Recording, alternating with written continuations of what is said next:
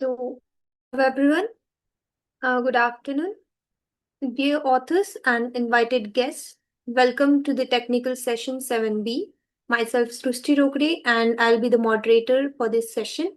On behalf of Global Knowledge Research Foundation and GR Scholastic, it is my great pleasure to welcome you all to this International Conference of Technological Intelligence and Business Strategies TIBS 2026, Manila, Philippines. This conference is being organized in a hybrid mode. The physical event was held yesterday in Manila, Philippines, and the virtual event is being held through the Zoom call 23rd, 24th June. I hope you will enjoy this knowledgeable and informative session. And in this session, we have 8 presentations. Each presenter will be given 12 minutes for the presentation and 3 minutes for the question and answers. And on the 10th minute, I will raise the reminder. So if you have any other query or update, you can just write it in the chats. And there is another request for the participants that you all have to stay connected with us through the closing remarks, till the closing remarks. So before we start this session, I would like to welcome our session chair for the current session, Dr. Vishal R. Patil sir, who is Associate Professor, Department of CSE IT, School of Computational Sciences, JSPM, University, Bagoli. And to give a brief info about him, Dr. Vishal R. Patil is an Associate Professor, Department of CSE IT, School of Computational Sciences, JSPM University, Bagoli, Pune. His expertise is data science, machine learning, blockchain, cloud computing, and support vector machines. His research focuses on artificial intelligence, data analytics, machine learning, blockchain technology, and cloud computing. I welcome Sir to this session. So, before we start the session, I would like to invite you to give a small remark for the authors and participants in this session. Yes, sure. So, good afternoon, all the distinguished guests, respected keynote speaker and esteemed author, and dear participants. It is my great honor and privilege to welcome you all to Technical Session 7B of International Conference on Technological Intelligence and Business Strategies, being held in the vibrant city of Manila, Philippines. On behalf of the organizing committee, I extend a warm welcome to all the presenter and attendees who have joined us from different parts of the world to share their valuable research insight and innovative ideas. This session focuses on emerging advancement at the intersection of technological intelligence and business strategy, an area that is rapidly transforming industries and redefining global competitiveness. I encourage all the presenters to share their work with clarity and confidence, I also invite the audience to actively engage through thoughtful questions and meaningful discussion, as this exchange of ideas is the essence of academic growth. So we all have a well-structured session ahead, and I will be coordinating the presentations to ensure the smooth proceeding with time to transition. So thank you once again, and welcome you all. Thank you so much, sir, for your valuable words. We will move now to the presentations. So the first presentation we have from Valencia Vanessa Taslim. The paper title she has is A Reproducible Indonesian NLP Pipeline for Multi-Class Sentiment Classification of Hospitality Reviews. Do we have the presenter in the meeting? Valencia?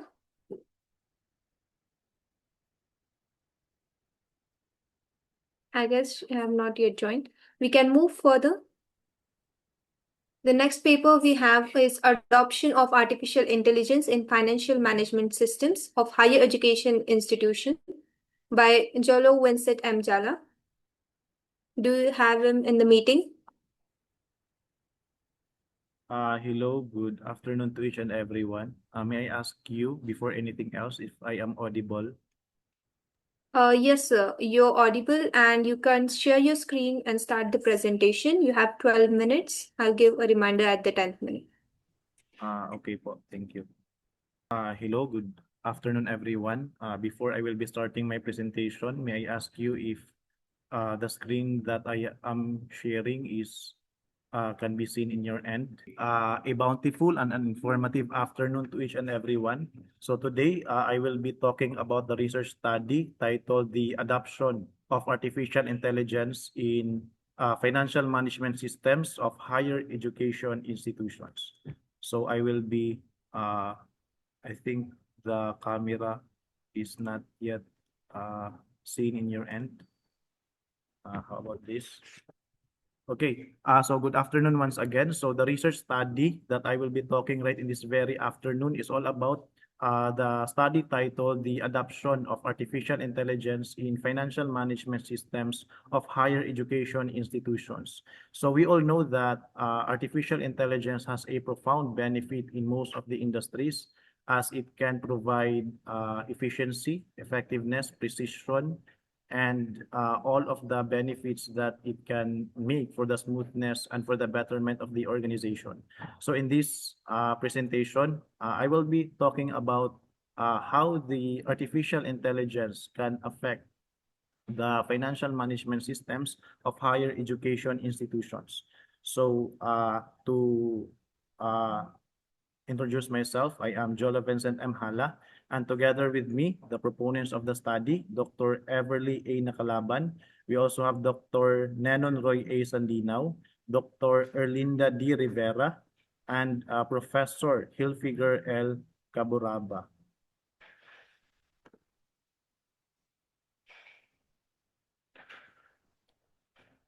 Okay, so the content of my entire presentation, or what we call the presentation roadmap, will be composed of the introduction, methods, results and discussions, and conclusions and recommendations.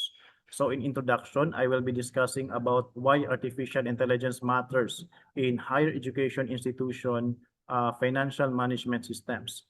In methods, I will be explaining of how the 202 studies is being screened and how we identified 29 papers to be included in our study. And then in results and discussions, I will be expounding the applications, the benefits, the challenges, and the barriers of adoption of artificial intelligence in financial management systems. And then I will be also sharing the conclusion and recommendation. Okay, so in the introduction, why adapting in artificial intelligence when it comes to financial management systems in higher education institutions? So traditional limitations, we have here manual reporting, repetitive data entry, delayed consolidation, forecasting, uncertainty, and vulnerability to human error. So currently, the higher education institutions are facing challenges when it comes to traditional limitations. This is because conventionally, management systems are said to be dependent on manual processes and fundamental information systems, which may constrain accuracy and efficiency. So in artificial intelligence enabled possibilities, it can provide real-time analytics, automation, predictive modeling, anomaly detection, uh, and more strategic resource allocation. This is because in higher education institutions, artificial intelligence has the possibility to rationalize financial operations, enhance reporting precision, and reinforce fact-driven decision-making.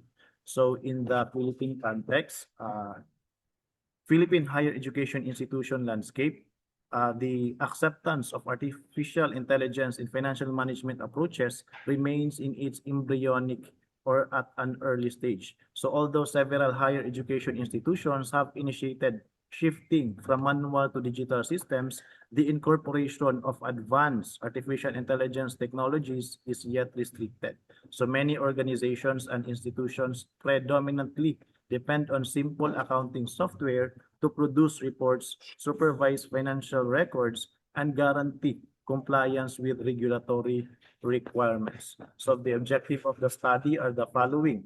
First is to evaluate accessible literature on artificial intelligence adoption in financial management systems on higher education institutions, wherein we identified 202 Scopus Index studies. And then second is to about identify the applications of artificial intelligence in financial management. Third is to discover the possible benefits of artificial intelligence in financial management. The fourth is to analyze the challenges and barriers to artificial intelligence implementation. And fifth is to impart recommendations for helpful artificial intelligence incorporation in higher education institutions. Okay, so we have here the methodology. So the proponents of the study use the PRISMA diagram.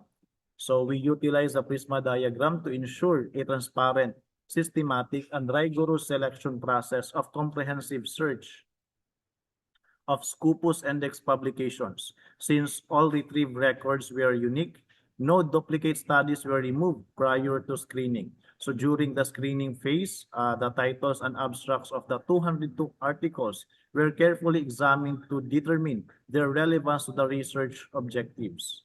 Consequently, 97 articles were excluded because they did not directly address the study's focus. They lacked sufficient empirical evidence and did not meet the established inclusion criteria. So the remaining 105 articles underwent a full text eligibility assessment to evaluate their methodological quality and substantive contribution to the topic under investigation. So at this stage, 76 studies were excluded due to a lack of direct relevance, insufficient information, and not directly aligned with our study.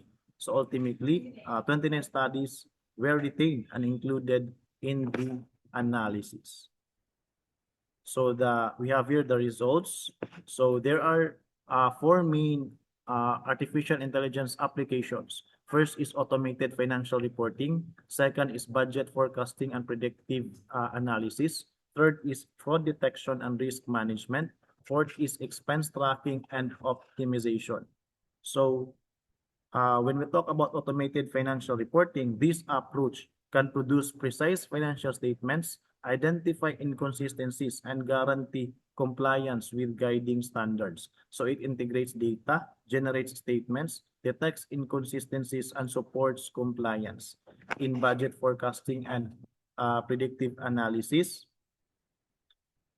it permits institutions to forecast upcoming financial requirements, making ready for variabilities such as government subsidies and instabilities in student admission. So it uses historical and current data to anticipate funding and enrollment shifts in budget pressures. So third is all about fraud detection and risk management. So artificial intelligence approaches can recognize abnormalities, remarkable patterns, or dubious transactions that may show financial misdeeds or fraud.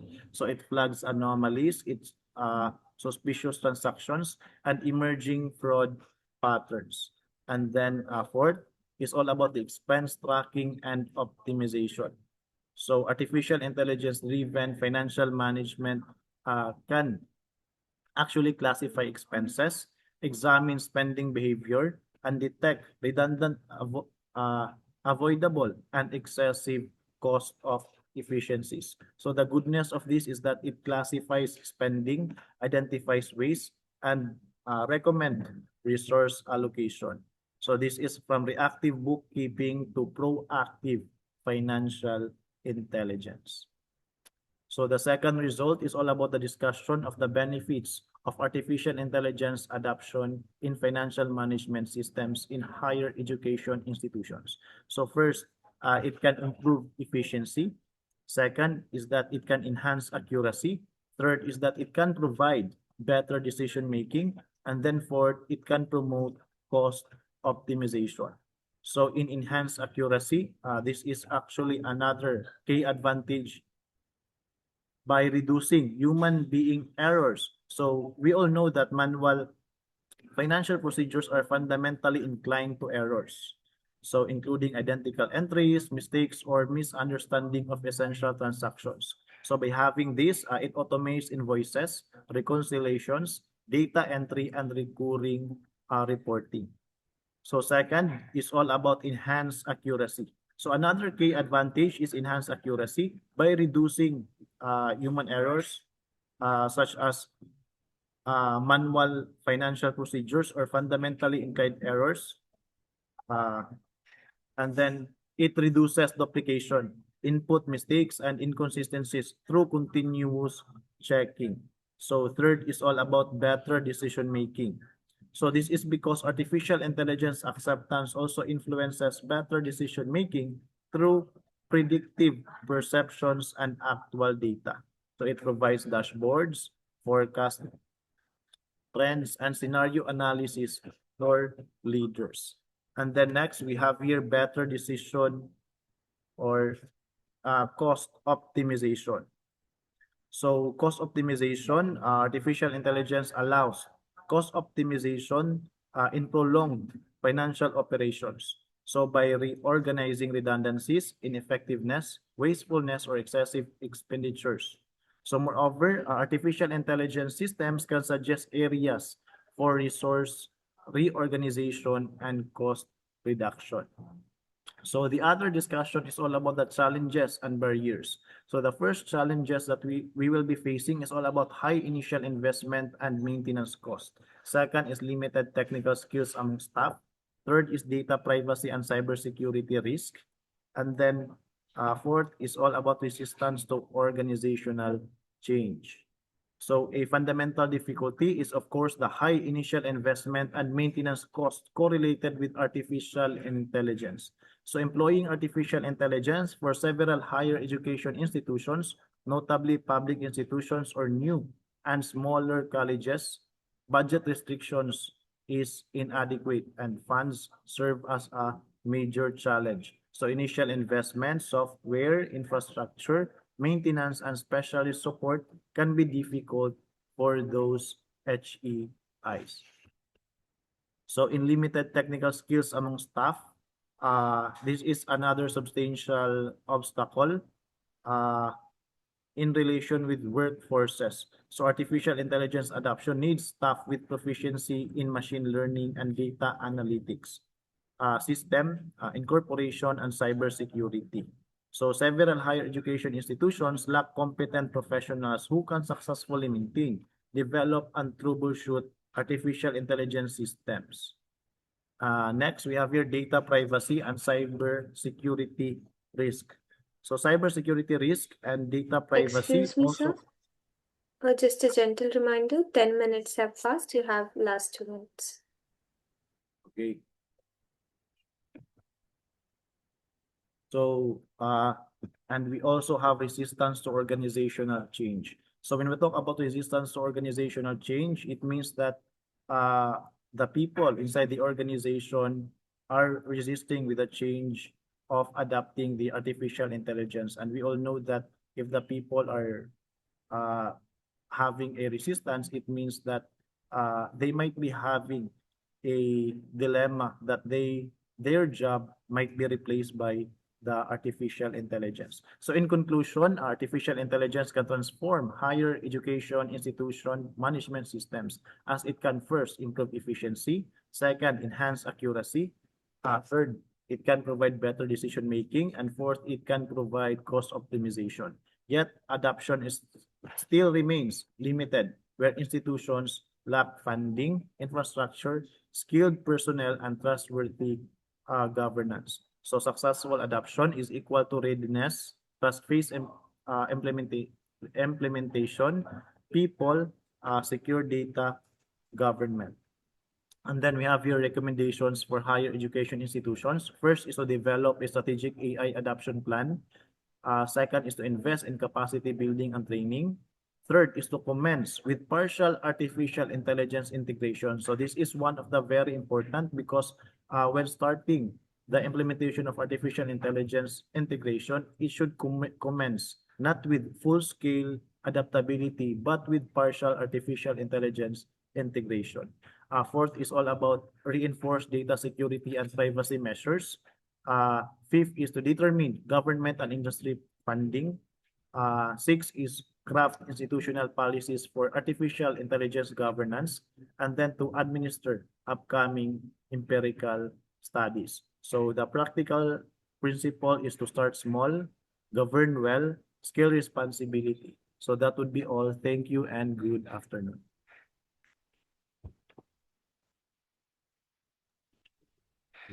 You have mentioned every time AI, but which, AI is a broader term. So, which algorithm you have studied from AI? Hello, good afternoon. May I hear again of what is the question that is being raised? You are talking about AI in financial management, right? Or higher education. But the thing is, AI is a broader term. Which algorithm or which techniques from AI you are going to adopt in a higher education institution for financial money? Yes, I cannot understand the statement that was being asked by the person that is asking. I'm very sorry, I cannot AI, hear it well. yeah, AI is a broader term. Do you agree or not?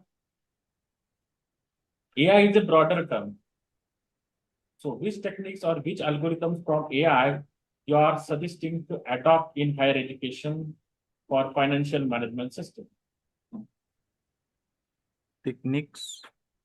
So if I heard it well, one of the question is all about the techniques that we will be implementing for the successful implementation of AI adoption in financial management systems. Am I correct?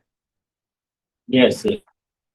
Uh, Lately, I am actually sharing some recommendations, which is first to develop a strategic AI adoption plan.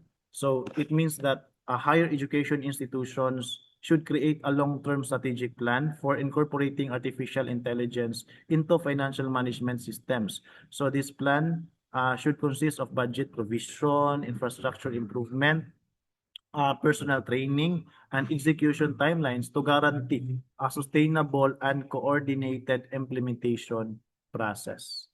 Did I answer your question po? So we can move forward with the next presentation. Thank you po. Thank Next you. presentation, okay, thank you, is covered by Denver Novencido. The paper title is Architecture and Development of Cloud-Based Information Systems with Integrated Decision Support. Sir, do we have you in the meeting? Hello, ma'am. Good afternoon. Yes. Good afternoon. Am Please share your am screen. I, yes, yes, ma'am. Am I audible? Yes, you're audible. Okay, so allow me to share my screen.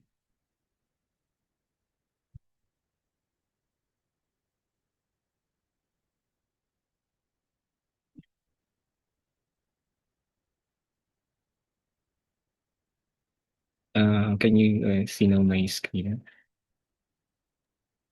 Yes, so your screen is visible and your voice is audible too. You can start the presentation. Okay, so good afternoon to each and everyone. So it's my pleasure to present to you my research study entitled Architecture and Development of a Cloud-Based Information System with Integrated Decision Support. For the background, as we all know, nowadays, information systems play a vital role in improving organizational efficiency, productivity, and decision making. Many organizations continue to rely on manual processes for managing records and transactions. However, these challenges often, when it comes to the manual systems, often result in inefficiencies or inefficient workflows, inconsistent documentations, difficult record validation, limited accessibility, and delayed and decision making. So, in response, cloud computing offers a scalable and accessible and cost-effective platform for managing information and supporting organizational operations. For the problem identified, since I said a while back that many organizations currently continue to rely on manual processes for managing operational records and transactions. So this highlighted the need for an architecture that uses a cloud-based information system and decision support. So which was designed and implemented in this study to improve operational efficiency and support informed decision making. So for the general objective is to this study aimed to develop a cloud-based information system integrated with decision support of functionality functionalities and to improve organizational operations and provide scalable architecture for faculty organizations and universities. So specifically, it was designed to streamline organizational data management, enhance data accessibility and security, and develop key performance indicator-based dashboards for decision support and evaluate the system using software quality standard based on the ISO IEC 250 and finally, it's to support evidence-based planning and decision making. So for the solution, so since it uses a cloud architecture, so it's has features such as profile management, financial records management, key performance indicators, and interactive dashboards, and most importantly, is secure cloud deployment and data-driven decision support. So the expected benefit is to improve operational efficiency, better information accessibility, and enhance organizational transparency and strategic decision support. So for the methodology used in this study, the study adopted the DSR or the design science research approach, which focuses on the design, development, and evaluation of a technological artifact to address organizational challenges. So to support the iterative development of the application or the system, the study employed AUP or the Agile Unified Process methodology consisting of 4 phases and which includes inception, elaboration, construction, and transition. So during the inception phase, system requirements were gathered, and elaboration, those requirements are refined using and represented using system architecture, and constructions, the actual development, and the conduct of unit testing to ensure functionality. So for the architecture, so the components is deployed in a cloud-based architecture consisting of client browser, and then we have PostgreSQL database, cloud storage, and secure internet connectivity. So the client browser enables users to access the system through a web interface, and the web server processes user requests and runs on the logic, while the PostgreSQL database stores and manages organizational data. So the cloud storage component securely stores files, backups, and secure internet connectivity, which ensures reliable and protected communication between users and cloud resources. So overall, this architecture enables centralized access to organizational data while providing scalability, reducing the infrastructure cost, improve reliability, and enhance accessibility and easier system maintenance. So for the decision support, so in this study identified some key performance indicators to that were integrated in the data-driven or the decision support of the application. So by presenting these indicators through graphical reports and interactive dashboard, the system enables users to easily visualize trends, monitor performance, and gain actionable insights, which enhances the decision making and operational planning. So some of the features of the application highlights some the user authentication, um, and we have the decision support module. So to further validate the the extent of compliance with software quality standards. So in this study, um, we use the ISO 25010 to check if the developed system compliant with software quality. So it based on the indicators from the ISO software quality standard, so it indicates that it is a reliable tool for managing operational processes. So for conclusion and future works, so for conclusion, in this study, successfully developed a cloud-based information system, and it improved operational efficiency and accessibility, supports evidence-based organizational planning, and achieve excellence compliance with the ISO IEC 25010 standards. So for future directions, future studies may adopt and all can integrate artificial intelligence capabilities, add predictive analytics features, enhance trend forecasting, and expand decision support functionalities. I think that would be all for my presentation, and thank you very much.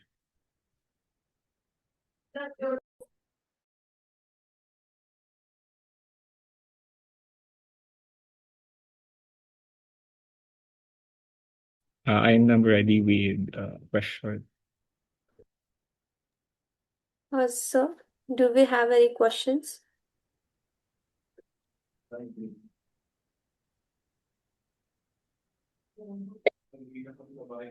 Actually, we can apply, suppose if you are storing your data in a cloud and applying some machine learning algorithm, I think that will be the best strategy. How your strategy is different than this? Sorry, sir, can you repeat the question? So We can have a huge amount of data stored in a cloud, right? So we can apply yes, machine all of it. learning algorithms in order to take the future decisions. So how your system is different than that?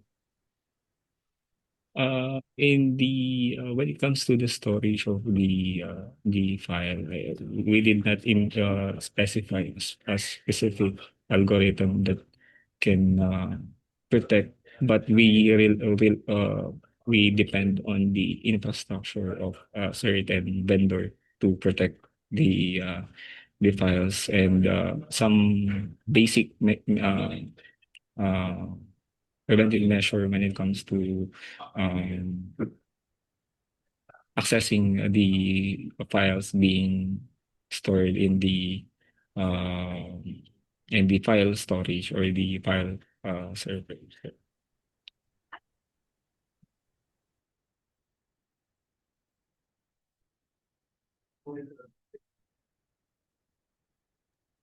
Okay, sir. If there is no other question, can we move forward? Yes, sir. Thank you so much, sir. It was a great presentation.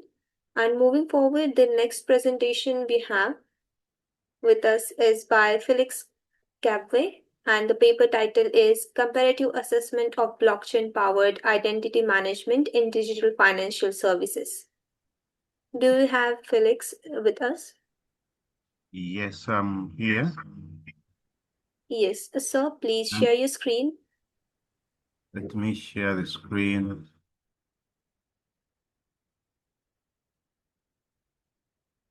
Are you able to see the Yes, sir, it's presentation? completely visible. Yes, sir. Thank you. I'm from Zambia, Lusaka, west of Zambia. So the authors were the two of us, Professor Jackson Piri and myself. I'm a candidate for PhD, just waiting for the defense. So this presentation is on the comparative assessment of blockchain powered identity management in digital financial services. So the focus is mainly in financial services. And you'll see that we are having a lot of challenges in this space. So the abstract at the end of this presentation, the takeaway things, we will look at the challenges facing the digital financial services that rely on secure identity systems, current identity access management struggles with balancing security, privacy, usability, scalability, and compliance. I'll focus on comparing three blockchain-enabled IAM models. That is the centralized one with blockchain verification. Then I'll look at the federated identity management. Then I'll also look at the self-sovereign identity model. I'm going to use the framework of the evaluation using technology organizing environment, in brief TOE, dimensions with semi-stative scoring. So the findings in my paper, my research paper, indicate that for the centralized ones, the centralized model, there is strong regulatory alignment and performance. For the federated one, the interoperability and scalability are positive elements in this model. On the self-sovereign identity, it is superior. There is superior privacy rather.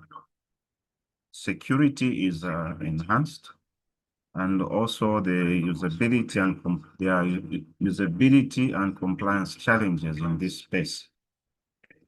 The conclusion of the paper indicates that the hybrid federated and which includes federated and the self-sovereign identity architecture offer the most practical and scalable, compliant digital financial service identity system, especially in developing economies. So the contribution to the paper is that, or to research, is that there is provision of structured, reproducible evaluation framework aligned with Spring and research standards. So to introduce the paper, we see that the blockchain identity access management solutions are increasingly used to strengthen security situation, which enables seamless integration across platforms. So with this interest, we could utilize these technologies in the digital financial services, like indicated. So you see that in mobile services, web platforms, and in electronic payments, we are suffering a lot in terms of security. So employing some of these technologies will assist to arrest some of these challenges. Again, we see that the expansion access to financial systems is actually increasing. This is a good thing because it's making business comfortable, but it's coming with these challenges I've just alluded to. The digital financial ecosystems involve multiple actors, for instance, banks, telecommunication providers, regulators, and end users. So this complex ecosystem increases risks like fraud, identity theft, and unauthorized transactions. So in this IAM systems, there are critical things we are interested in: user authentication, for instance, access control, system accountability, and auditing. What are the limitations with the traditional identity access management? We find that in the traditional approach, we use centralized architectures, which present the limitations like the single point of failure. Scaling across distributed systems becomes difficult, and the issues of interoperability between institutions become limited. So we have the weaknesses in this approach. So in dynamic multi-stakeholder digital financial environments, it becomes problematic. So this is why there's the thought of considering the emerging technologies like the blockchain, which provide other solutions like decentralized control, the immutable or undeletable records. Because in blockchain, we have this strength of not deleting records from any entity. Then there's also transparent data management. There is no hidden manipulation of data using the blockchain.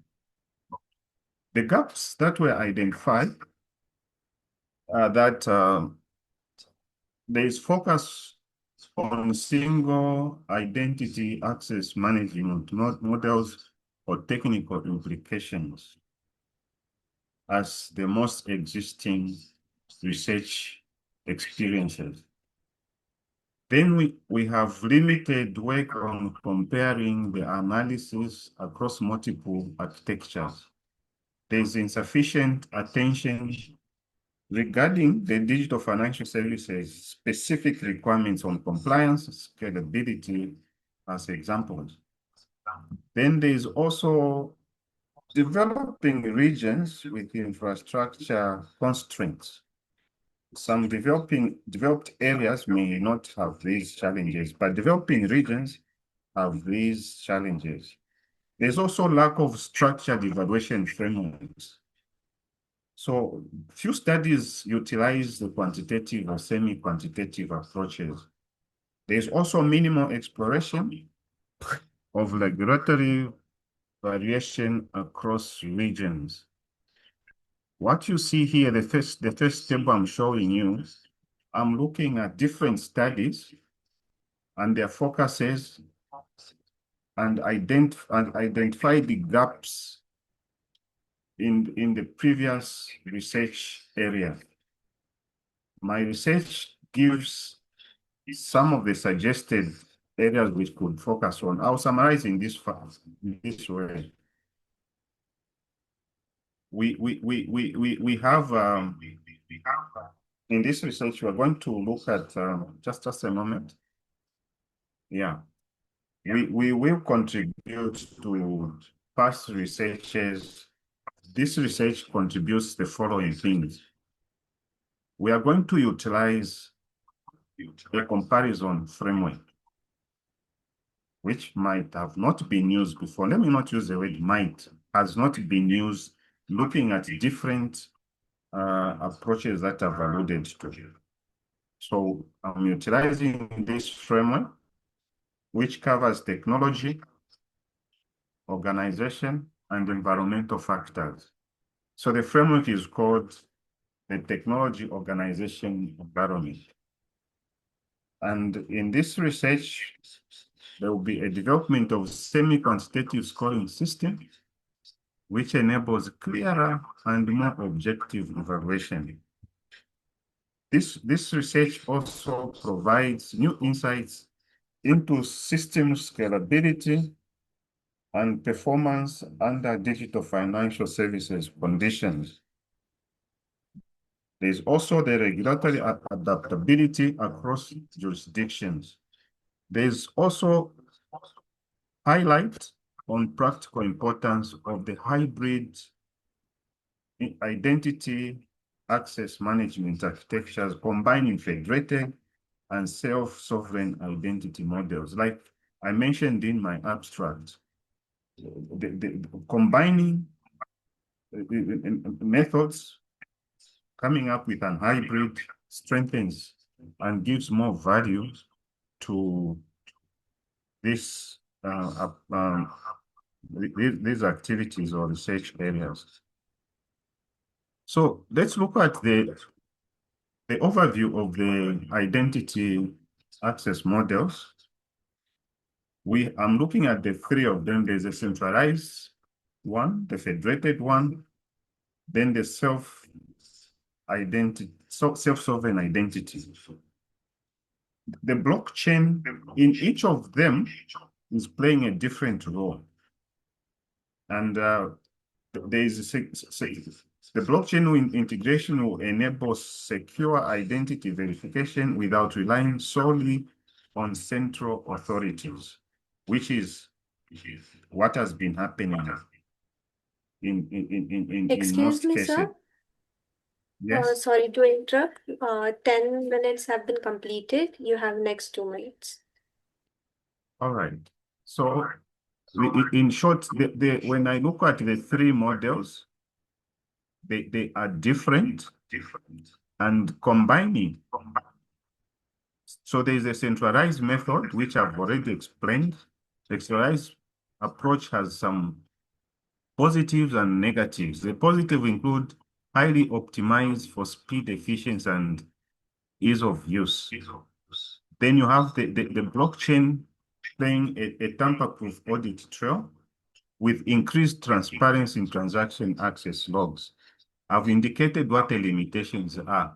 In the federated method, you find that, like for instance, in a Google account, where logging into different apps is seen, so there are benefits of improved user convenience, stronger interoperability between institutions, and the blockchain plays a role of trust among participating organizations. So data is secure, which is shared without direct control in transfer. So the challenge in this approach is there's a complex governance structure and trust agreement. Whereas the self-sovereign identity, we see that there is the benefit of privacy protection. And this could be seen like in Microsoft Identifier. And it eliminates dependence on central authorities. So the framework that was used is trying to look at different areas I've mentioned: technology, organizational dimensions, and environmental dimensions. So I'll try to be quick because of time. So when comparing the results, the summary is that, centralized approach has strong compliance and performance, but less resilient. Federated one has most practical and balanced solution, whereas the self-sovereign identity has the best for privacy and security forecast. So the hybrid approach, when you pick the federated one and the SSI, you form a very strong model. These are the statistics that were found, and to conclude with the hybrid model I'm suggesting. So in terms of regulatory adaptability, you find that it favors centralized and federated systems due to strict compliance frameworks. And the developing regions have challenges, like I mentioned in the summary. What are the implications of the digital financial services? Blockchain will actually add value when we have the hybrid approach, because the federated approach and the SSI will strengthen the model. The limitations, I think, I've mentioned in the summary. The future research looks at exploring emerging innovations like the zero-knowledge proofs for privacy, improved interoperability frameworks, more efficient consensus mechanisms, which will aim to enhance the SSI adoption and improve scalability and compliance. Then the future research should also focus on real-world digital financial services deployment scenarios. In conclusion, the identity access models differ significantly in security, usability, scalability, and compliance. Centralized systems remain dominant due to maturity and efficiency. Federated ones support interoperability and complex systems. Then the SSI offers strong privacy, but they face adoption challenges. So the best approach is where you use the hybrid, specifically using the federated approach and the SSI approach. So this supports flexibility, scalability, and secure digital financial service ecosystems. I rest my case. Thank you so much for the opportunity.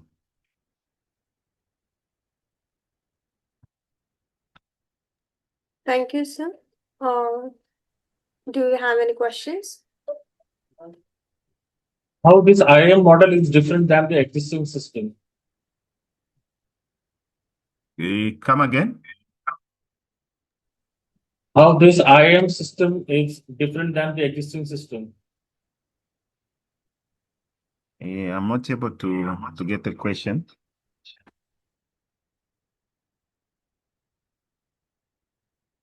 Would you mind to repeat the question? IAM system that you have used from a cloud environment, how it is going to help in a blockchain environment? How you are going to integrate these two? Yes, this is a good question. The thing is, I'm looking at different approaches which have been used in the past, but each approach is presenting a good solution, a good approach. For instance, the centralized one has a problem because the authorization is done in one place. But when you look at the federated approach, there is the trust element and enhanced security. But when you are using federated approach, it creates a big problem in terms of the flow of data. So you slow the authorization process. So to avoid that, you can create a model that emphasizes on quickly authorizing without reducing the efficiency. And this could be utilized in banks, big institutions like universities, banks. Now, especially my focus is on digital financial services. So I'm focusing on banks and related financial services. So when you isolate the authorization of identification without reducing efficiency, it will help to cover a lot of accounts authorization in a short space of time.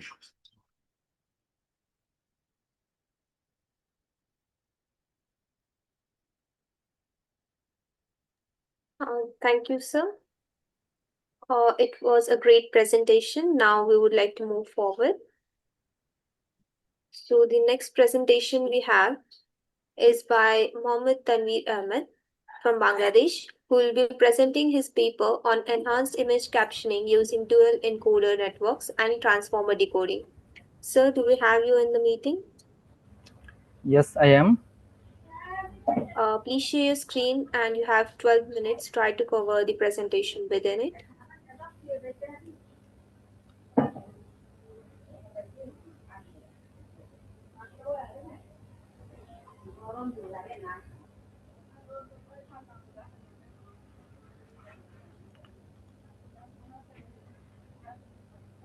Is the screen presenting? Yes, sir. It's visible. Okay, good afternoon, everyone. Respected community members and guests. Thank you being here today for TIBS 2026.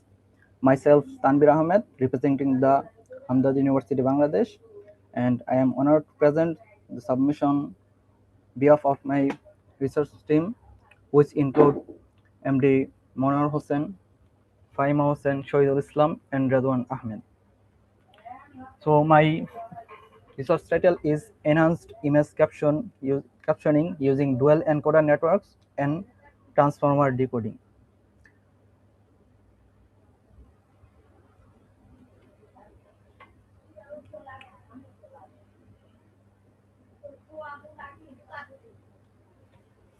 Over the few minutes, over the next few minutes, we are going through these contents.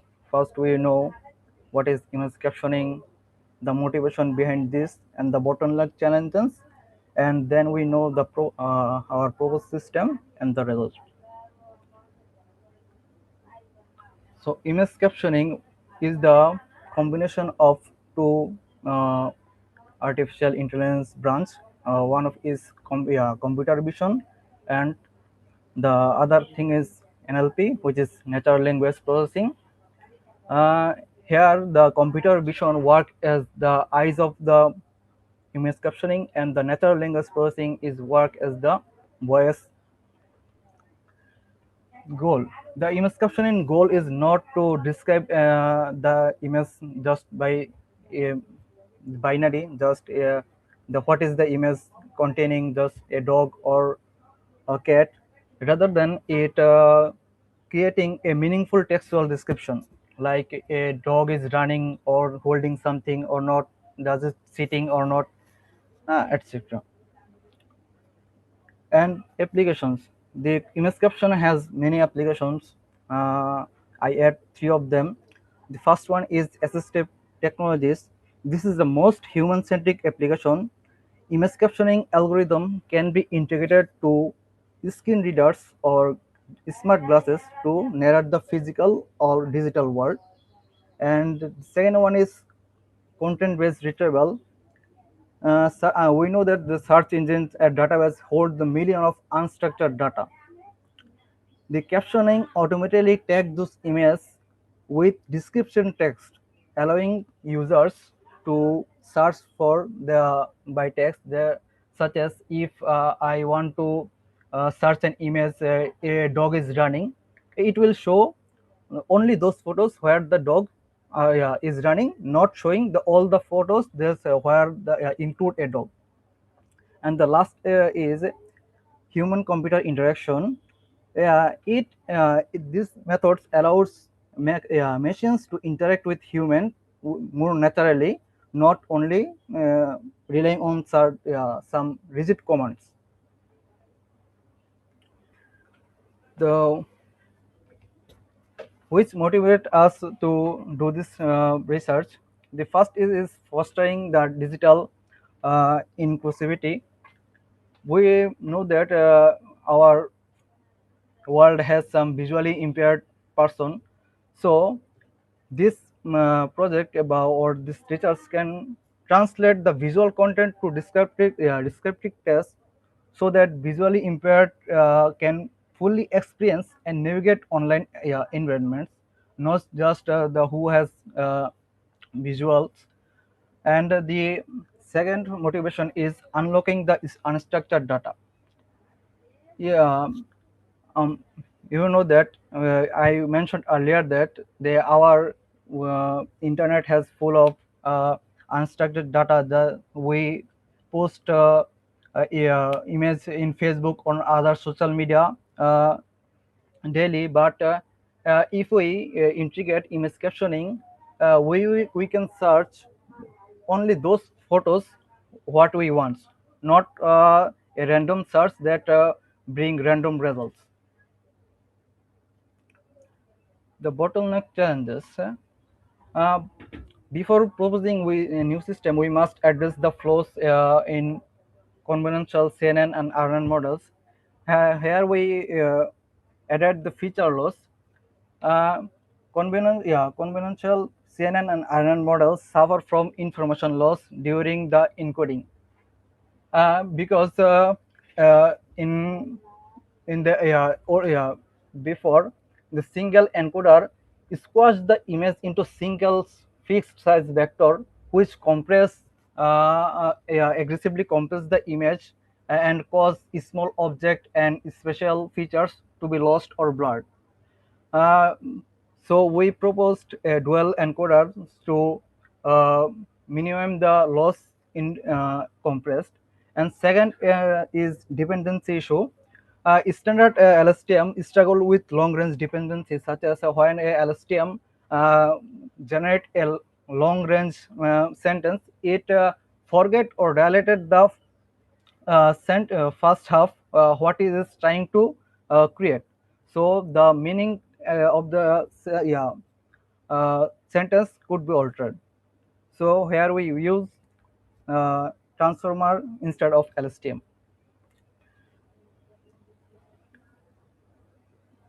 Here are the some literature review we are reviewing. Here we can see that most of the models are has recurring limitation like object hallucination and struggle with fine details or introduce massive computational overhead.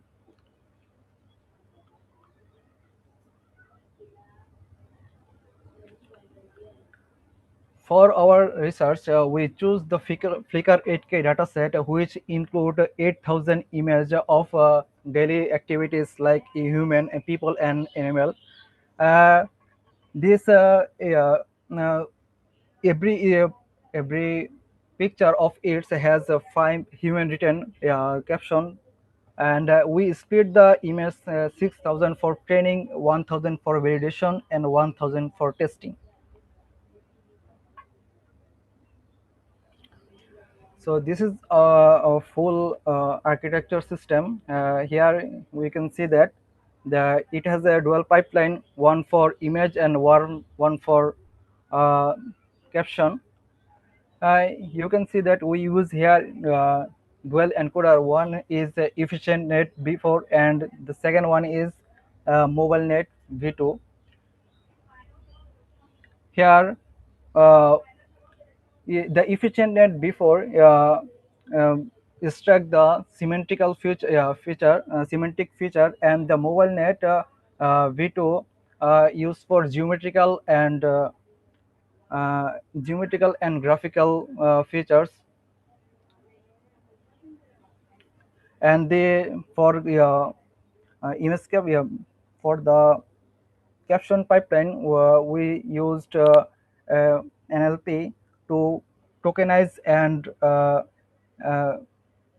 store the whole sentence into a large size vector to load into the transformer.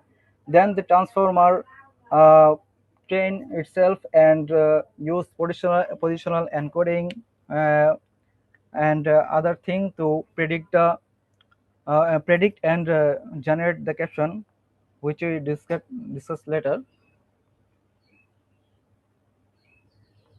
Here we see the dual encoder architecture. Uh, this is we can the feature extraction, the heart of the architecture. Here we use efficient net before to capture the deep semantic feature and mobile net to capture lightweight, and we use a learnable fusion mechanism to dynamically weights the output of both encoders, so that the when it extract the feature, it does not average the features they extracted, because some of image has less deep features than light, so that it dynamically uh, extract the features and the outcome of the models which needed for the better caption generation. In the decoder part, Excuse me, sir. yes. Sorry for interruption. 10 minutes are completed. Please complete your PPT in next 2 minutes. Yes, and the decoder part, which is the learning part, it use teacher forcing algorithm to for learning, and the update the model by Adam optimizer, and it use positional encoding to maintain the sequence of the word while generating a sentence, and we apply beam search decoding to explore multiple word paths and select most logically a sound sentence. Here are the qualitative result. The first table will show the uh, dual dual encoder versus single encoder result, where the blue one score of dual encoder is 0.5774 and the CIDR score is 0.5493, which is a good for uh, consciousness-based image caption. And the second table is describe the other compare with other models. Here we can see that our model has performed good to this CNN, LSTM baseline and ResNet plus BiLSTM models. In conclusion, we can see that we can validate the transformer decoders as a replacement of the RNN bottlenecks, and we can use the scalable dual CNN encoder instead of a single encoder strategy. And instead of CNN encoder, we can include vision transformer or a clip, which is a constructive language image pre-training model for feature extraction. And we can implement the beam search decoding with reinforcement learning optimization. This is the ground reference which is we are reviewing for our research. Thank you, everyone. How you are going to deal with the hallucination problem? Because there is the chances of hallucination. Yes, yes, there is a lot of chance that hallucination cause when we used a single.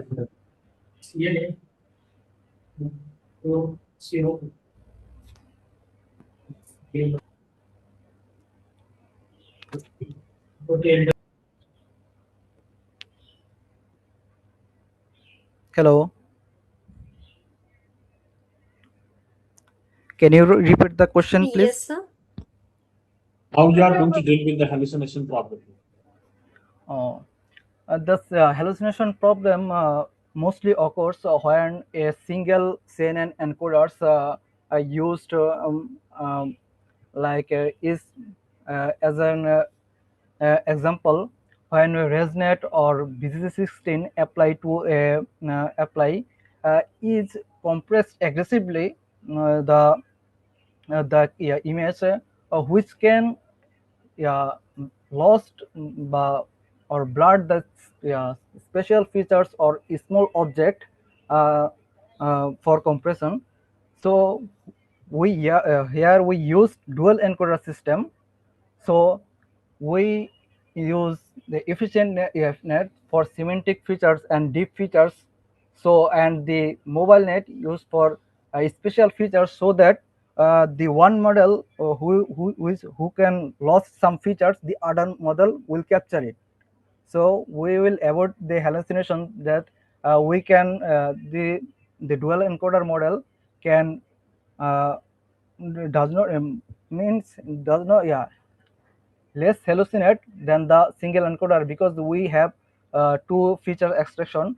For that is that efficient net blurs something, but mobile net capture those things, so the possible of a hallucination will be decreased.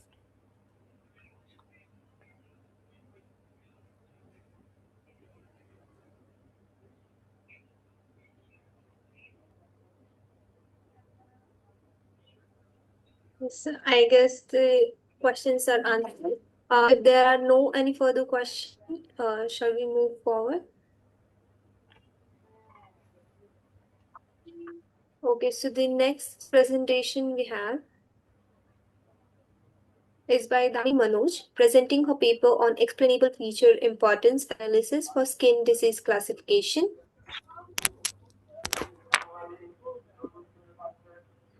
Do we have Damini Manoj in the meeting? Yes, I'm here.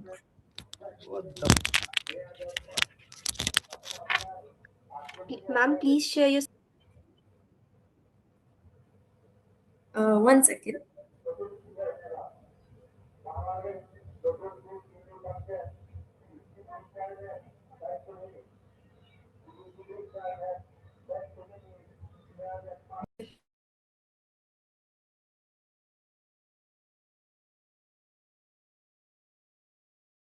Is my screen visible?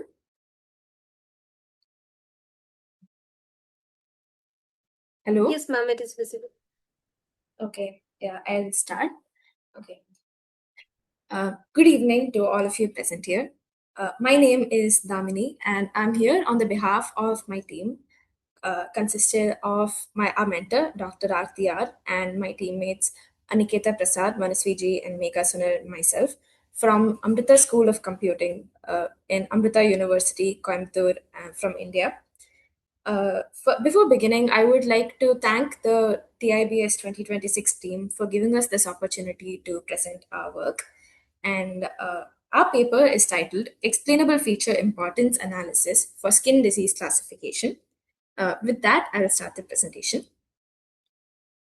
So, to begin with, you might wonder, why did someone even select this topic, or why would this be relevant? So, let me ask you, imagine that you're going to a dermatologist. Do you just show them where your skin has been affected and get a diagnosis immediately? No, right? You do often have a situation where the dermatologist speaks to you, and they get a holistic picture of you, your lifestyle habits, and other features that could have contributed to it, and eventually give you a diagnosis based on that. However, most present AI systems focus primarily only on image data with a deep learning approach, which is not aligning with this practice that we see in real life. And additionally, skin diseases often appear visually similar, making image classification difficult. AI systems also often operate as black boxes, which is something that we do not want for medical AI systems because we require transparency in medical AI in order for clinical validation to be present. So, from this study, we have three main questions that we would like to answer. One, which metadata features are the most important? Two, are the model's decisions explainable? And three, can reduced feature sets still maintain performance? Let's move on and talk about the data used. So, we've used two data sets with 3,000 patient records in total. So our first data set, PAD UFES 20, consists of about 2,300 records, and this was supplemented by incorporating 702 records from the HIBA data set in order to reduce the class imbalance. Yet you can see that two of the classes, ACK and BCC, as per the pie chart, are more dominant in population as per the distribution shown for the data set. Overall, with this, we get six major disease classes that we in our data set, which is ACK, actinic keratosis, BCC, basal cell carcinoma, MEL, melanoma, NEV, nevus, SCC, squamous cell carcinoma, and SEK, seborrheic keratosis. And of these, three are benign, that is non-cancerous types, and three, that is BCC, NEV, and SEC, are cancerous types. So, along with these classes, we use 22 clinical features as metadata for each patient's records, which we will be detailing on. So, you can see that it includes various kinds of data, all the way from your patient demographics, which includes age, gender, and your skin tone, environmental factors like pesticide exposure, sewage system, availability of piped water, and your lifestyle habits like smoking or drinking, your medical history, like history of cancer, skin cancer, history of biopsy, and background of your parents, and also lesion characteristics like diameter of the lesion, region, if whether it's elevated, symptoms of the lesion, such as whether it's hurting, it has changed in appearance, whether it has been bleeding or grown. So, all of these encompass our 22 clinical metadata features that we use for each of the patient records. So, before I get into how we reach our evaluation, I would like to talk about the steps in between. So, now that we have a data set, how do we get to the final results? So, we go through pre processing of the data set, and then we use explainability methods to do feature selection. And at last, we use an MLP architecture as the classifier to land at our conclusion or results from the study. With that being said, let's move on to pre processing. So, about 22% of our dataset had missing values. And this was dealt with by using mice imputation using a random forest regressor as the estimator. And what mice imputation does is help us preserve the relationships between variables while still imputing missing data.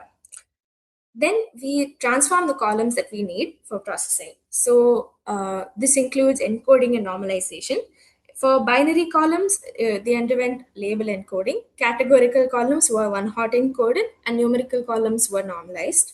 At last, our data set was partitioned. That is, it was split into training, validation, and test sets as 80-10 ratio respectively. Now we go to the feature selection part and talk about the model that we've used. So for feature selection, we've used two main methods: local interpretable model agnostic explanations, or LIME. As the name suggests, this is for decision making at an individual level. So to see kind of for each individual patient, what factors exactly contributed to that decision or for that diagnosis. Then SHAP, or sharply additive explanations, which helps us understand the overall contributions of each feature. That is, at a global perspective, how important each feature is. And the model that we used is an MLP, a multi-layer perceptron architecture, which takes 22-dimensional clinical metadata as described earlier, and it goes through relo activation and point 0.3 dropout. And with softmax, it gives an output of six predicted probabilities for each disease class respectively.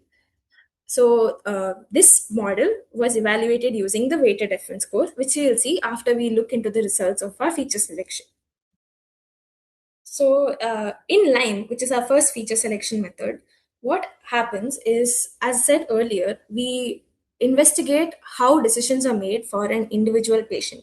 So if you see the figure on the left, you can see that the prediction probability for a class 0, which is ACK, is given as 0.94 or with 94% confidence. And what we see with that is a line showing not 0 and 0, showing us how exactly this decision was come to. So we can say that the stuff on the right side of it, just changed, grew, and biopsed, are giving positive contribution into this prediction of this class as ACK, and features like diameter and pesticide being certain values, that is less than 9, and there being no pesticide exposure, give lead to the contribution, lead to the prediction of this patient's diagnosis being ACK or class 0. And similar diagnoses often share recurring explanation patterns. And this way, we've taken just that class ACK and done a mean Lyme weight, as we can see on the right side of the screen.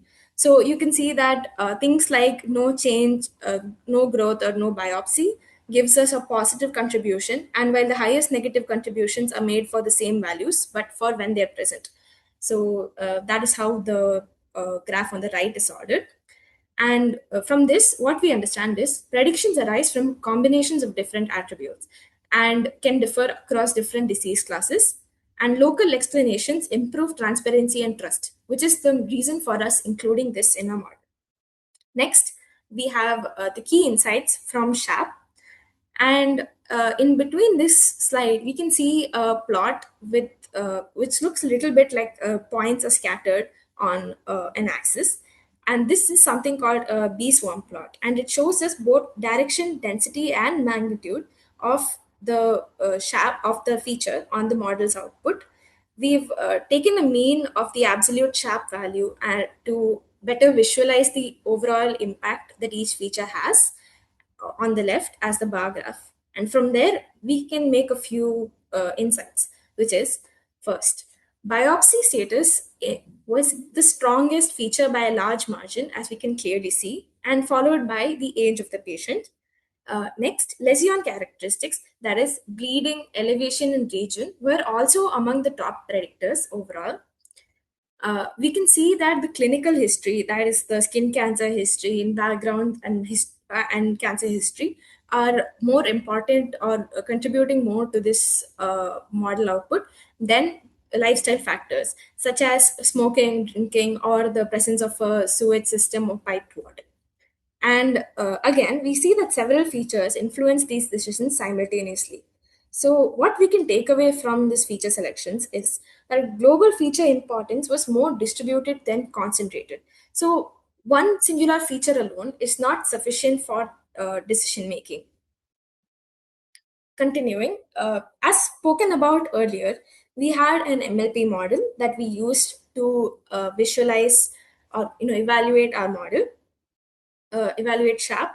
So based on the SHAP ranking, we mapped the number of top SHAP features along with their weighted F1 scores in the MLP. And this graph shows us the results of the same. So we can see that only taking the first top SHAP value, which is BIOPS, we get only a really low F1 weighted score of zero point 0.3. But as we increase, say till the first 6 features, we've already reached an F1 score of 0.7. So this shows that the top ranked features capture the most substantial predictive information. After this, there is quite some fluctuations in the line which could represent inter-feature relationships, but overall, the highest weighted F1 score was achieved only when we used all the metadata features. So, what we can understand from this is that smaller features are not enough to fully represent the complexity of the data, especially in a medical context. And performance was more improved as we included more features, since our highest value was given only when all of the features were considered. So, let us talk about the clinical and research implications of this. So, beyond images, textual data is also meaningful in dermatological classification problems. Explainable and transparent models could pave the way for real medical use cases because they give us the give clinicians the opportunity to verify and use them. And clinical features show no disproportionate singular method of identifying diseases or coming to a diagnosis. At last, I would like to conclude by saying the clinical metadata provides valuable diagnostic information. Biopsy status, lesion characteristics, and patient history were major predictors. SHARP and LIME improved understanding of model decisions. The full complete metadata profile achieved the strongest performance, at least in terms of weighted F1 score. And also, that as a takeaway, explainable AI can support trustworthy medical decision making.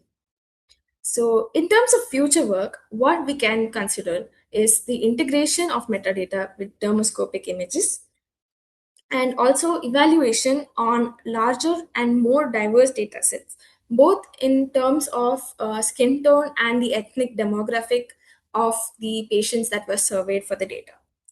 So, that concludes my presentation. Thank you for your time and attention.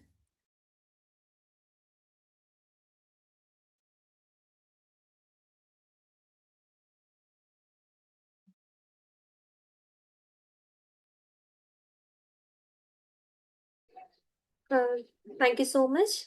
Dr. Vishal sir, do we have any questions?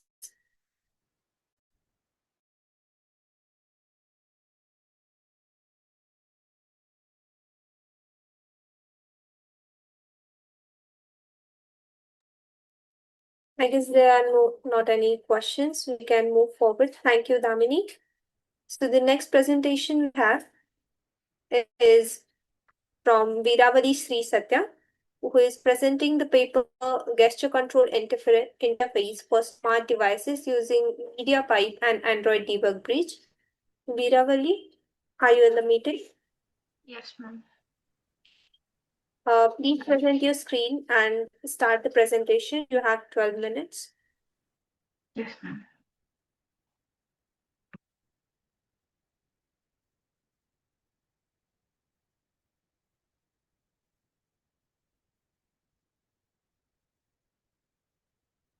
Yeah, good afternoon, everyone. I'm Sri Satya Virali from Sri Venkateshwara University.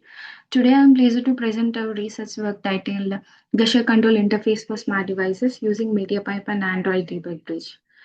This work explores a lightweight and real-time approach for controlling smart devices through hand gestures without requiring specialized hardware, wearable sensors, or GPU accelerations. Let us begin by understanding the motivation behind this work.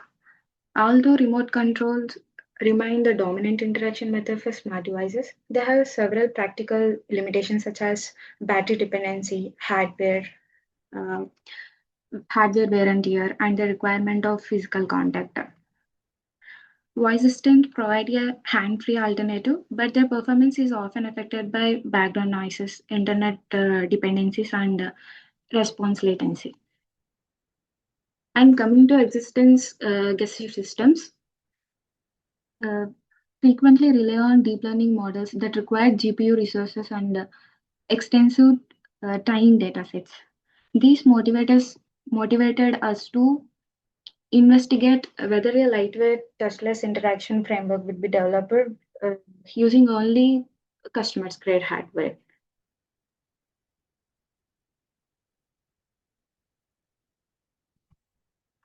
Existing interaction methods either require physical devices, voice input, or high computational resources. This challenge is to achieve real-time gesture control using only standard hardware.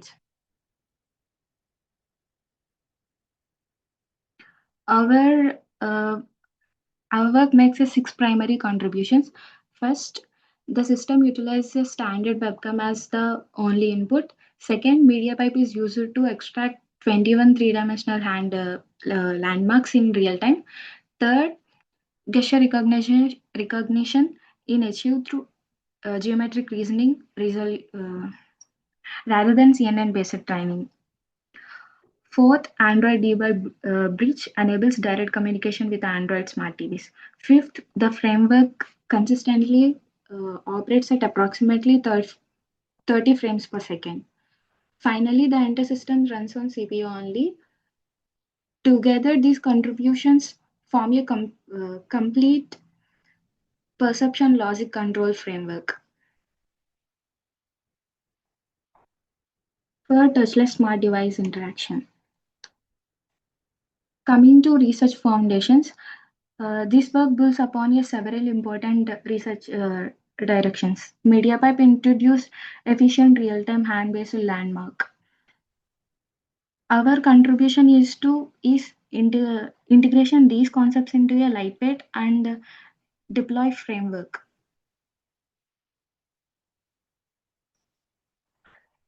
Here, the webcam captures hand gestures, MediaPipe extracts landmarks, and the gesture is classified and converted into an Android TV command using ADB. This creates a complete end-to-end touchless interaction pipeline. The framework follows a modular architecture consisting of 3 layers. These are perception layer, logic layer, and control layer. Perception for landmark extraction, logic for gesture recognition, and controls for device activation. This modular design improves flexibility and maintainability. MediaPipe extracts 21 hand landmarks and later geometric analysis identifies the gesture and later ADB converts the gesture into Android TV actions. This architecture remains lightweight while maintaining real-time performances. The pipeline follows a simple sequence that is capture, landmark extraction, classification, command generation, device action. This complete cycle executes in about 35 milliseconds per frame. The perception layer processes the image and the control layer executes the corresponding TV command. Sorry. The logic layer executes the corresponding TV commands. Together they form a perception logic control framework. Instead of deep learning, we use geometric relationship between landmarks. Finger states are converted into Boolean pattern and mapped directly to predefined gestures. This eliminates the training requirements and reduce computational cost. And coming to debouncing strategy, at 30 frames per second, the gesture could generate a repeated commands. To prevent this, we use a state memory mechanism that only executes commands when a meaningful gesture change occurs. This improves sustainability and user experiences. The system was The system was tested on an Intel Core i5 with 16 GB RAM and the standard 720p webcam. No CPU acceleration was used, and Android 11 Smart TV served as a target devices.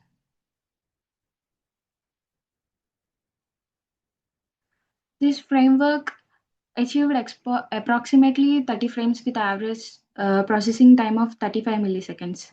Latency remained between 50 and 80 milliseconds. No frame drops were observed, demonstrating real-time performance on commodity hardware. We achieved real-time response, CPU-only execution, and no frame drops. This slide shows the complex workflow: gesture detection, recognition, and the device octation. The entire process occurs in a real time with response times under 1 second.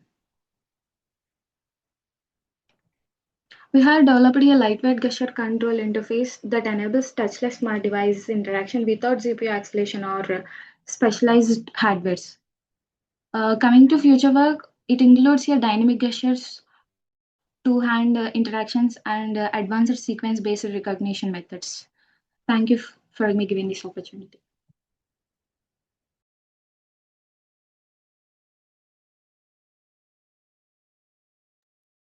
Thank you so much, ma'am. It was a great presentation. So,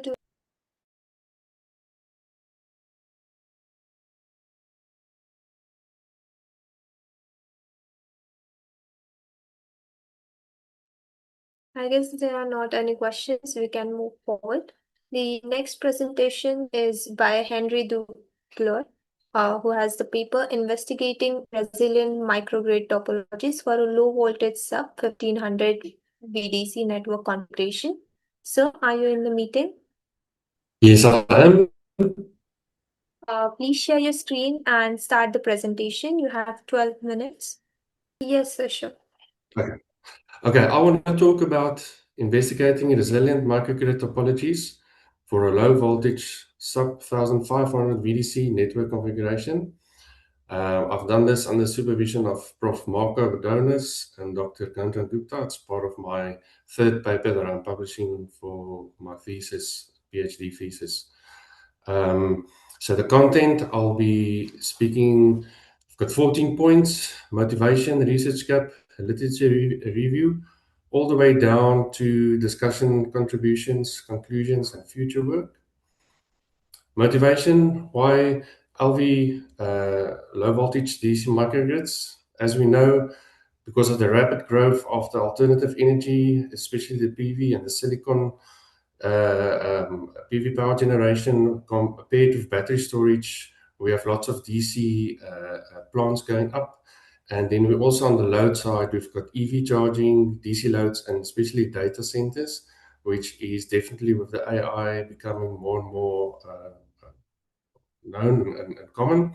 And then multiple DC distribution architectures are available with its trade-offs. So network topology, I'm going to look at the topologies. So I'm going to look at the power side of how to utilize this DC voltage. So network topology directly influences the voltage regulation, conductor utilization, feeder losses, reliability and resilience. A fair comparison is required to identify the most efficient LVDC distribution topology. So the takeaway, the choice of topology is as important as the voltage level. So a lot of people debate about the voltage level, but the topology for me is as important as well. And then the research gap, I've done research and I've found limited comparisons where the presenters or writers only do bipolar and unipolar comparisons, radial or ring comparisons, and then DC microgrid control and protection studies. The missing component for me is the fair comparison between the unipolar, bipolar, and split systems, equal per conductor versus total copper in the system, combined evaluation of radial and ring architectures, and then including the long distance. So for low voltage, up to 2,000 meters is quite long. Not a lot of people want to go there. So my contribution would be this paper introduces a fairness-based methodology for comparing DC distribution topologies. Background to research problem, I've done so many papers, but here is 4 where it shows again the only bipolar, or it reviews the radial, ring, ladder, and zonal systems, where I want to focus on more radial and ring. And then the bipolar improves voltage profile, mesh provides highest resilience. Now, my gap, which I identified, was the radial ring, unipolar, bipolar split, equal conductor, and equal total copper. This work addresses all 4 of these simultaneously. So I've done lots of simulations. And then just a basic background on the 3 architectures. As a recap, unipolar, I've used 1400 VDC. Bipolar is positive 700, negative 700 voltage with a neutral, and then split is 2 you could say unipolar systems of half the voltage. So you just multiply the 2 systems. And the reason why I chose up to 1500 VDC is because on your low voltage code, your AC is up to 1000 AC and your DC can go up to 1500 AC. So I want to stay on the low voltage side for easier implementation. Now, the ring topology compared to radial networks, 2 supply paths. For the ring, it's improved redundancy, better fault tolerance, lower voltage drop, reduced conductor losses. And in the simulation results, we found, and it's actually that the ring topology reduces 50% of the efficiency, or will increase 50% of efficiency. So then with voltage deviation and feeder losses compared to radial systems. The benefits of bipolars are moving away from ring to bipolar. Bipolar is lower conductor current, multiple voltage levels, improved efficiency, better conductor utilization, higher reliability, fault right-through capability, meaning it's more tolerant for faults. If one pole drops, the other, for instance, if the positive pole drops, the negative pole and neutral can then carry power, and it's integrating with renewable and battery energy storage integration base. So in the simulations, I've also found that if I use the same amount of copper, the bipolar, the losses is 22 to 25% less than the split system, and is more than 60% lower losses than the unipolar system. And just my methodology simulation, I've basically categorized my criteria. Radial ring on the network, loading is balance, unbalanced, and my fairness is equal conductor and equal total conductor. And I've used MATLAB, mathematical modeling, and created 8 simulation cases, where I plugged in, where it says 3 performance metrics. On each 8 case, I plugged in the performance metrics, voltage drop, percentage voltage deviation, and feeder losses. So there's 24 simulations. This is just to show you how you can narrow it down, your factors. So, for example, your green, if you follow the green path, radial, unbalanced, total mass, percentage, bipolar. So there's almost like 5 layers. And on the right-hand side, you can see there's 24 combinations, which are simulated if you count them.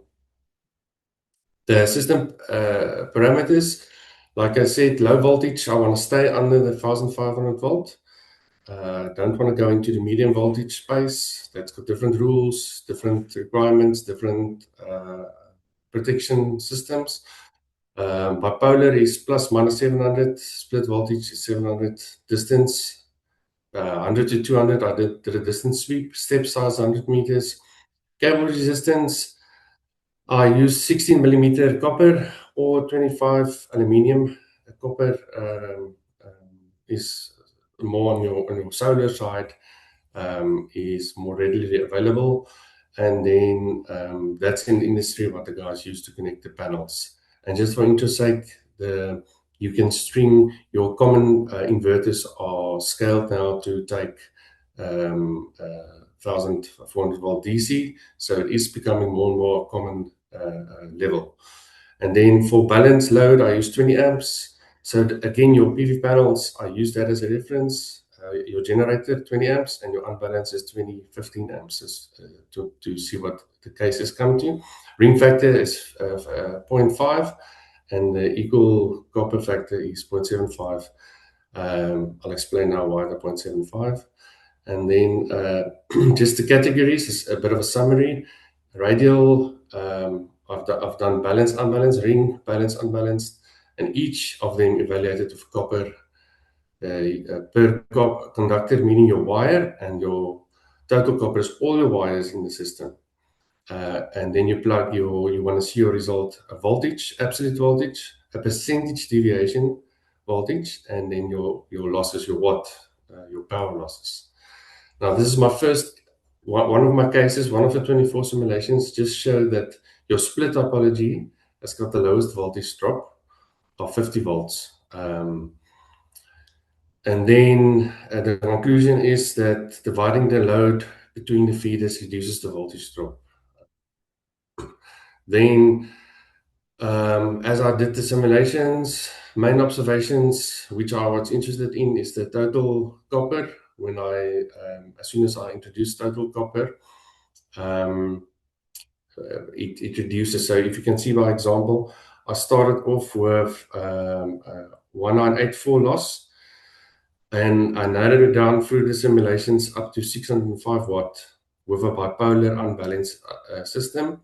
It could be balanced as well. The reason why this is unbalanced, I used 15 amps and 20 amps, so it's a bit of less amps used.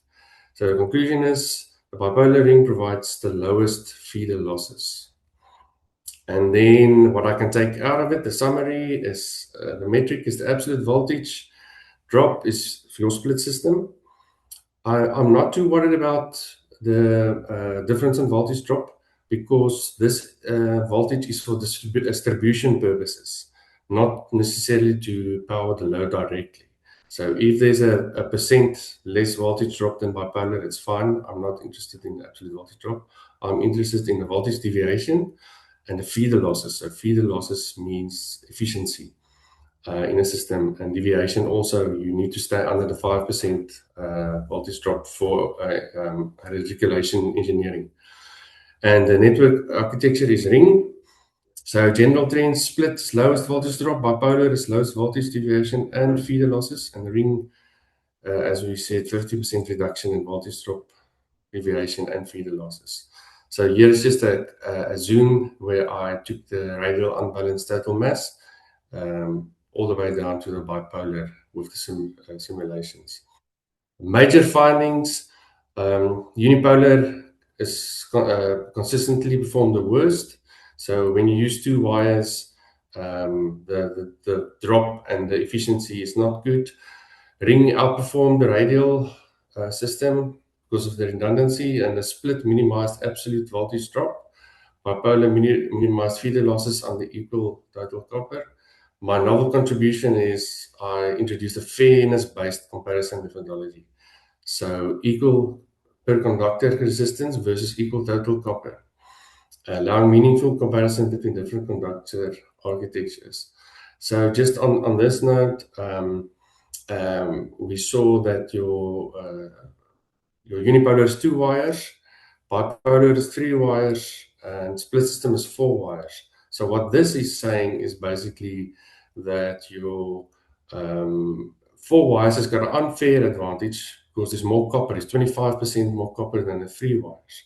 So if you had to allocate the amount of copper to the 3 wires and say, instead of 4 16 millimeter wires, let's do 3 16 millimeter wires, the bipolar will perform better.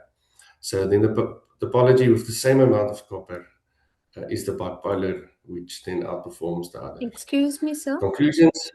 Yeah. 10 minutes. No, continue. Yes, it's fine. Okay. Continue.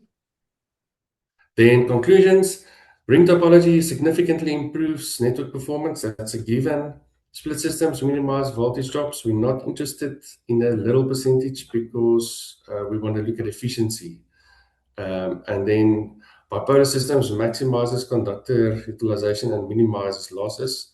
Bipolar ring topologies provide the best overall performance. Future work is to plug this into a Simulink model where you can add your converter losses and your temperature and your cable method of installation. I've done that in a previous paper, so there's no need to do it in this paper.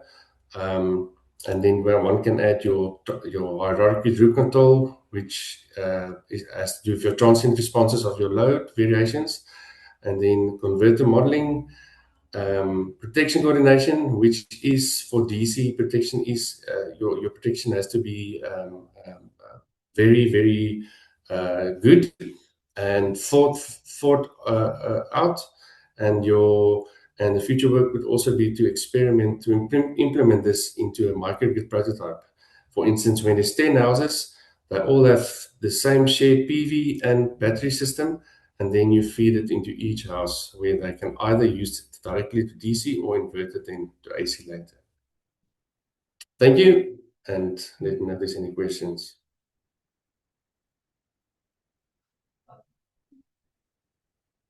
Thank you so much, sir. It was a great presentation. Now, I would like to ask if there are any questions or else we can move forward.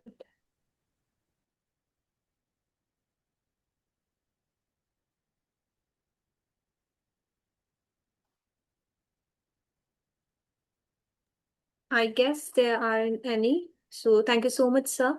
It was a great presentation. Now I would move to the next presentation by Valencia Vanessa Presley. She would be presenting a reproducible Indonesian NLP pipeline for multi-class sentiment classification of hospitality reviews. Are you in the meeting? Yes. Will you please share your screen and start the presentation? You have 10 minutes. Are you able to see my screen?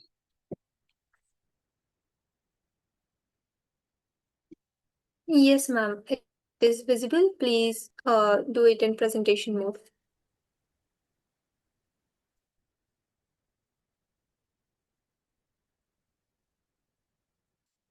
Good evening, everyone. I would like to thank you for this opportunity. My name is Valencia, and together with my team members, Melissa, Salva, and Tiur, I would like to present our research entitled Reproducible Indonesian NLP Pipeline for Multi-Class Sentiment Classification of Hospitality Reviews. In this study, we explore how natural language processing, or NLP, can be used to automatically classify Indonesian hotel reviews into positive, neutral, and negative sentiments. Our goal is not only to build an accurate classification model, but also to create a reproducible workflow that can be easily replicated by future researchers. Let's begin with the research background. Nowadays, online reviews have become an important source of information for both customers and hotel managers.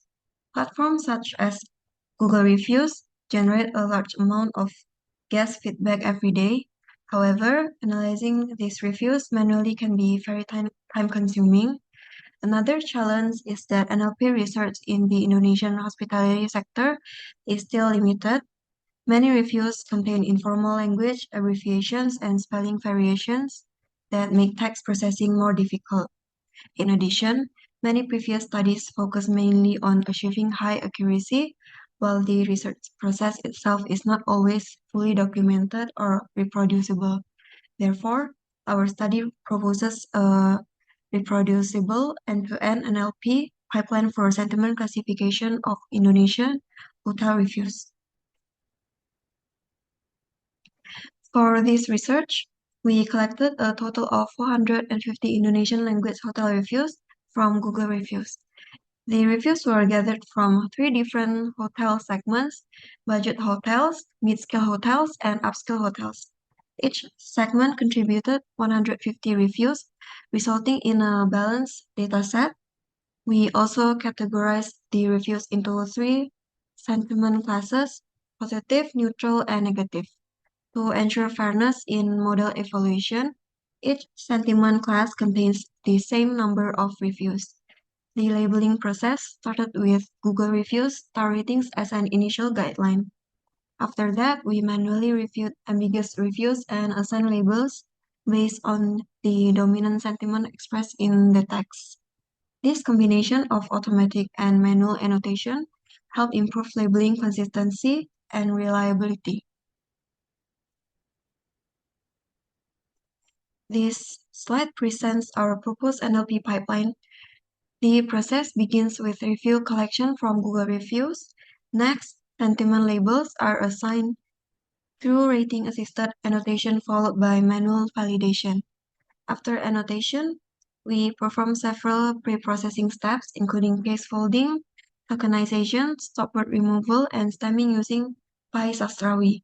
For example, the room is very, very clean is normalized into the room is very clean. This helps reduce noise and improve picture quality. Next, we apply TF-IDF feature extraction using both unigrams and bigrams. Finally, the process data is used to train and evaluate three machine learning models: naive Bayes, logistic regression, and support vector machine. The entire implementation was conducted using Python and scikit-learn.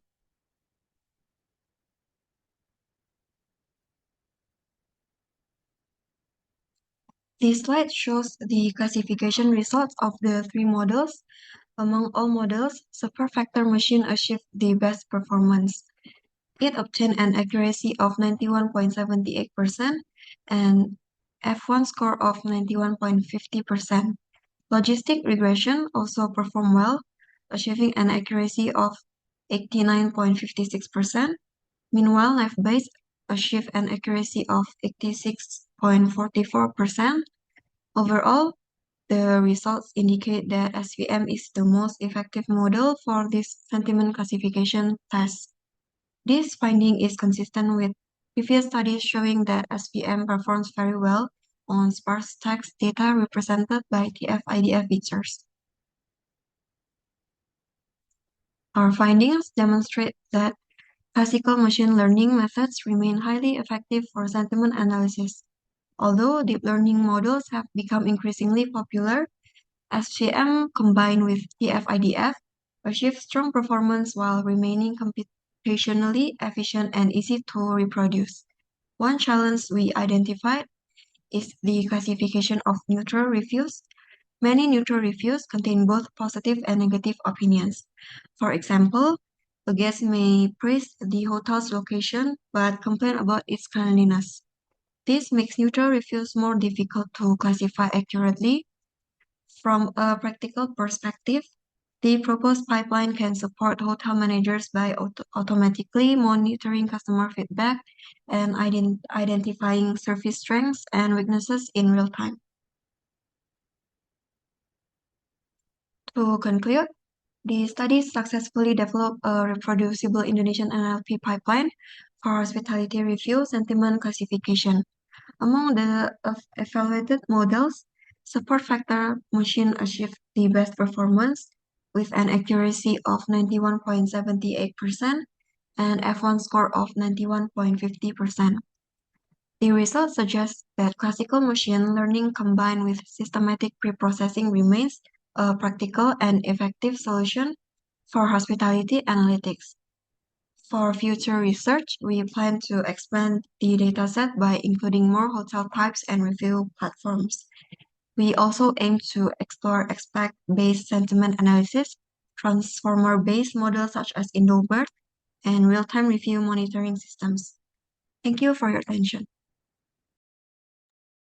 Thank you so much. And with this last presentation, we have concluded this. So I sincerely thank our authors for their excellent presentations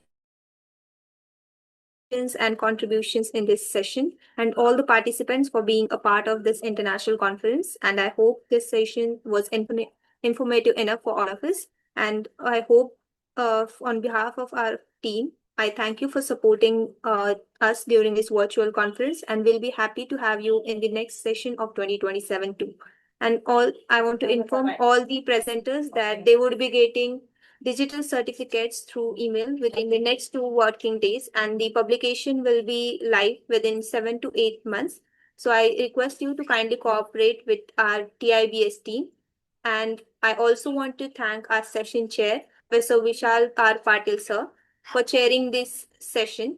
And for a token of appreciation for the chair, this is a certificate by the Global Knowledge Research Foundation and the team TIBS 2026. So I thank Dr. Vishal Patil sir for chairing this session. And at last, I want all of you to just switch on your camera so we would have just a screenshot of the memory that this for this session. Thank you for inviting me. Thank you so much, sir. It was great having you in this session. I will just take a screenshot. Thank you so much. I've taken the screenshot and it was really great having all. And it was your cooperation that we had such a great session. Thank you very much.